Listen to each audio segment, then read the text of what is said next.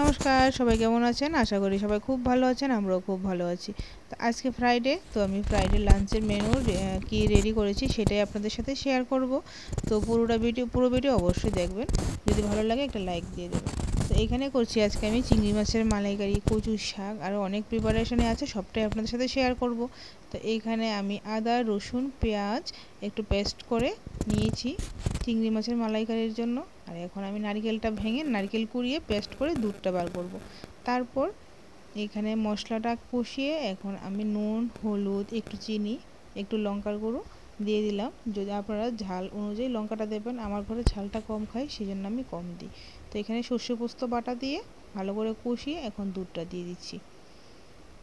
তো চিংড়ি মাছের মালাইকারি খুব সোজা একটা রেসিপি, খেতেও দুর্দান্ত হয়। তো এখানে আমার চিংড়ি মাছের মালাইকারি অলরেডি রেডি। তো এখানে কসুরি মেথি দেওয়া যায়, আবার গরম মশলাও দেওয়া যায়। তো আমি এখানে গরম মশলাটাই দিয়েছি। তো তারপর করলাম কচুর শাক। আর এখানে বাদাম ভেজে তারপর আমি ফোড়নটা রেডি করছি। তো এখানে ফোড়নে দেব এলাচ, দারচিনি, শুকনো লঙ্কা আর পাঁচফোড়ন। তবে মিষ্টি জিরাটা একটু বেশি করে দিয়ে দিলাম, কারণ কি মিষ্টি জিরার স্মেলটা কচুর শাকের মধ্যে দারুণ লাগছে খেতে। তো এইখানে কচুর শাক আমার মোটামুটি রেডি হয়ে যাচ্ছে। আর এখানে বাদাম দিয়ে দিলাম, আর যে নারিকেল থেকে দুধ বের করেছিলাম সেই নারিকেলটা দিয়ে দিয়েছি। করছি মাছের মাথা দিয়ে মুড়ি ঘন্ট। তারপর মায়ের খাওয়ার টাইম হয়ে গেল, যার জন্য আমি আর বেশি কিছু দেখাতে পারছি না। আরেকদিন মোচার তরকারিটা অবশ্যই আমি রেসিপিটা দেখাবো, আপনাদের সাথে শেয়ার করব।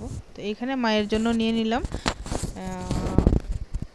মাছের মাথা দিয়ে ঘন্ট, তারপর চিংড়ি মাছের মালাইকারি, আর পরে কি নিলাম থোড় তরকারি, যেটা মোচা বলি আমরা, মোচা তরকারি।